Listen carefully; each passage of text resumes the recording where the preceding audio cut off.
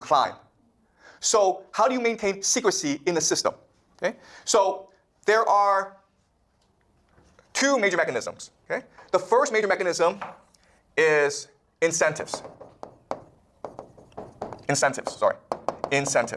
The idea here is the higher you climb, the more power you have. Okay? So these people in the middle, all they care about is maintaining their privilege. Okay? So does that make sense? Incentives. Okay? The higher you climb, the more invested you are. Therefore, you want to believe the lie. Okay? Then there's blackmail. So if you really want to climb to the top, you have to reveal your secrets too, so you can be blackmailed. Okay? And we talked about this, right? The idea of transgression. If you really want to climb to the top, you have to commit crimes with other people. So therefore, you can never betray other people. Okay? And the last thing that helps the system is confirmation bias. And the idea of confirmation bias is you just want to believe what you want to believe. Okay? People don't want to believe the government lies to them. People want to believe the government tells the truth. So we like to live in a fantasy world. Okay? So this is what keeps the system intact. Okay? So this is how secret societies keep their secrets. Does that make sense? Okay? Now the question then is, how is it that they're able to wield power? And the answer is, this structure is perfect for a bureaucracy. Before we talk about bureaucracies, right? How as society matures, it becomes more bureaucratic. Well, the problem is that bureaucracies become top-heavy. Too many managers. Also, the idea of silos. So each department does its own thing. Okay? And as I said, also, bureaucrats don't want to do any work. So imagine, if you're a secret society, how much you can benefit from the system, right? Because you want to work because you want to achieve your vision. And you're able to work with other people secretly. Therefore, you're able to promote each other into positions of power. And because these departments are all siloed off, they're all independent, you're able to control the entire bureaucracy. Because you're able to coordinate, but they're not. Okay, does that make sense? So what we learn is that in history, as societies become much more mature, as they become much more bureaucratic, secret societies have much more power. And today, we are living in a heavily bureaucratic world, and therefore, these secret societies have more and more power. Okay? And does that make sense?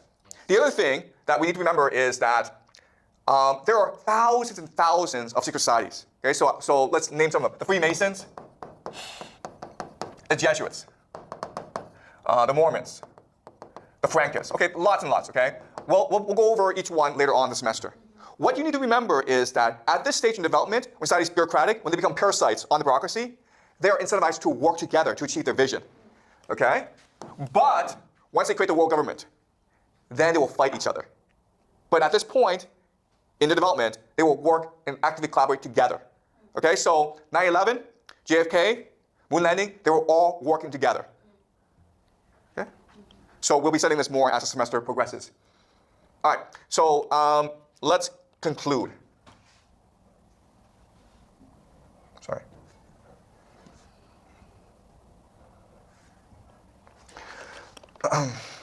Okay, let's conclude. Okay.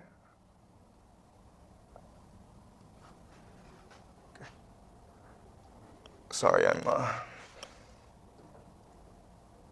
Okay, so let's talk about the atomic bomb.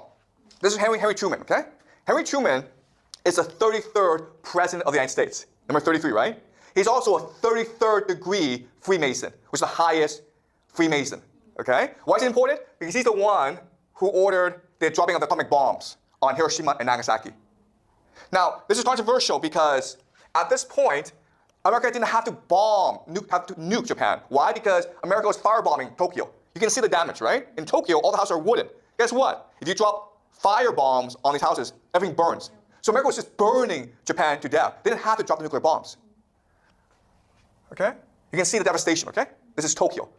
They burned everything down. There was talk that if America launched a land invasion of Japan, lots of people would have died. But you didn't have to invade Japan because you were just bombing Japan to ashes. So why did they drop the bomb? Well, the other argument is that they dropped the bomb to scare the Soviet Union. But that only encouraged the Soviet Union to get their own bomb, right? So you have to ask yourself, why did they do this? And if you go back to the 33-degree story, okay, which is just explained, it gives you an explanation. I'm not saying it's right, but it offers you a possibility. Okay. Okay, so as you can see, all these major cities, including Babylon, including Baghdad, Damascus, Hiroshima, are all part of 33-degree latitude, okay? Guess what, guys? A lot of famous athletes wear number 33.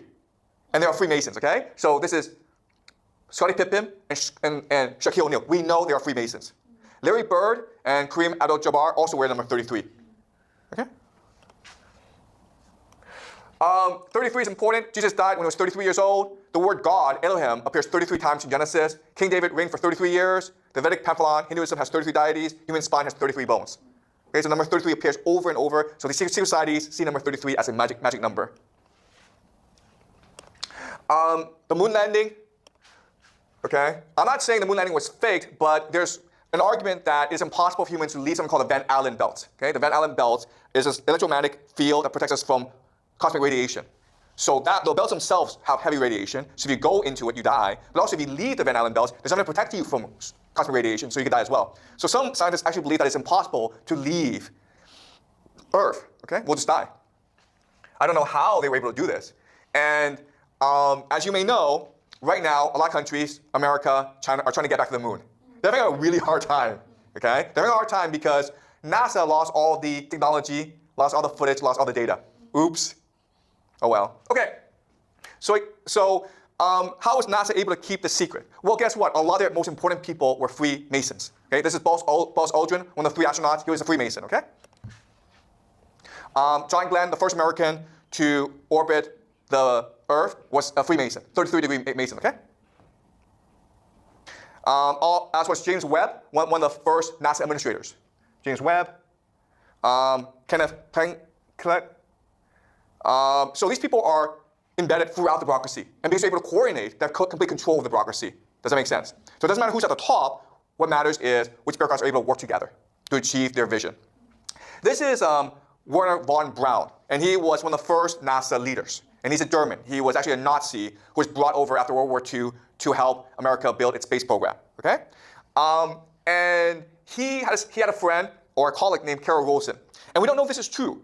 Okay, but what Carol Rosen tells us is that when von Braun died, he told us that the American government, was first and foremost concerned about spending money on space weapons. Okay, and to do this, what America will do is continue to manufacture threats to justify all the spending on weaponry.